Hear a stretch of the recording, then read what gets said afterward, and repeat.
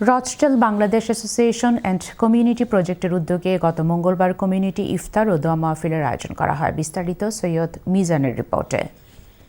রচটেল Bangladesh association and কমিউনিটির উদ্যোগে community ইফতার মাহফিল অনুষ্ঠিত হল ৩রা মার্চ মঙ্গলবার স্থানীয় বিএসিপি হলে।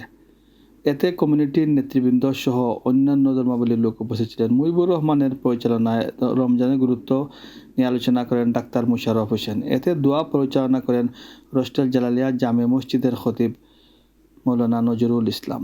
এতে কমিউনিটির নেতৃবৃন্দরা উপস্থিত ছিলেন। সবাই বক্তারা বলেন, পবিত্র রমজান মাস হলো আমাদের সিয়াম ও সংযমন মাস। এই মাসে আমরা আল্লাহর সান্নিধ্য লাভের জন্য রোজা রেখে ইফতার করি। ইফতার আমাদেরকে অনেক কিছু শেখায় এবং ধর্মীয় ভাব গম্ভীর মধ্যে দিয়ে আমাদেরকে চলার অনুভূতি যোগায়। পরিশেষে মুসলিম উম্মার শান্তি কামনা করে বিশেষ দোয়া করা হয়। কমিউনিটি ইফতার পার্টি করছেন, আমরা রচটেলের সব আমন্ত্রিত আসলা, অনেক মানুষ হয়েছেন, আমরা খুব অনিষ্ট হয়েছে, ভালো হয়েছে।